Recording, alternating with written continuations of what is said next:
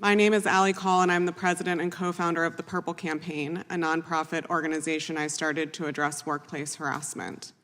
I'm also an attorney and an adjunct professor at George Mason University, where I teach civil rights law. In the fall of 2017, I made the difficult decision to publicly share my own experience with sexual harassment as an 18-year-old congressional intern. It was only then that I learned that because I was an intern and not a full-time employee when my harassment occurred, I was not protected at all under existing federal law.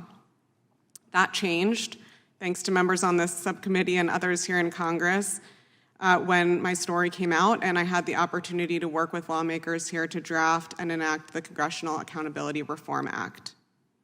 Today, however, there is still a segment of the workforce where employees continue to lack these important statutory protections: the federal judiciary.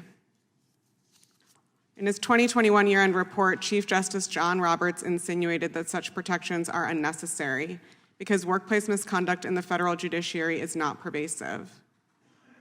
With all due respect to the Chief Justice, the stories you just heard from the brave witnesses who testified before me today make clear that workplace misconduct is a significant problem in the federal judiciary and that the institution's efforts at self-policing have failed. In January of this year, the Administrative Office of the U.S. Courts sent a form to thousands of judiciary staffers asking if they had witnessed wrongful conduct in the workplace.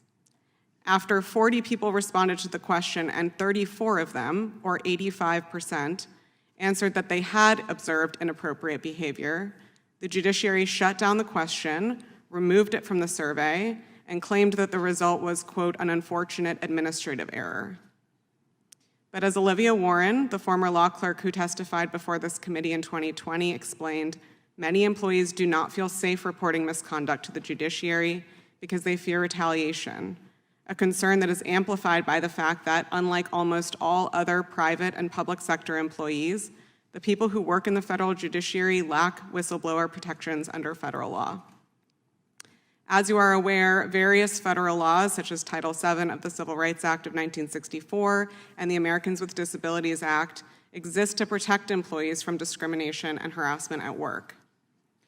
Until the 1990s, however, these laws did not apply to employees of the three branches of the U.S. government. But in 1995, Congress extended coverage of federal employment laws to its employees through the Congressional Accountability Act and to executive branch employees through the Presidential and Executive Office Accountability Act.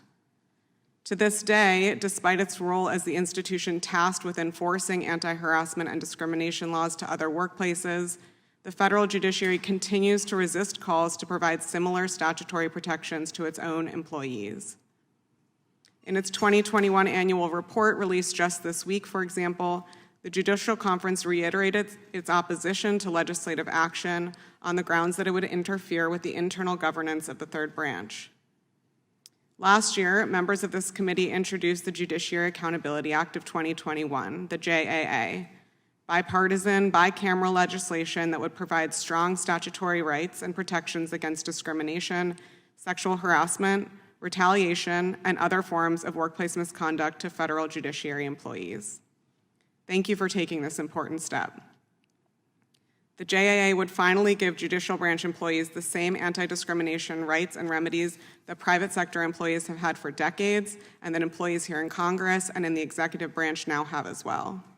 And it would protect whistleblowers by explicitly prohibiting retaliation against them and providing them with the right to sue for relief if they are retaliated against.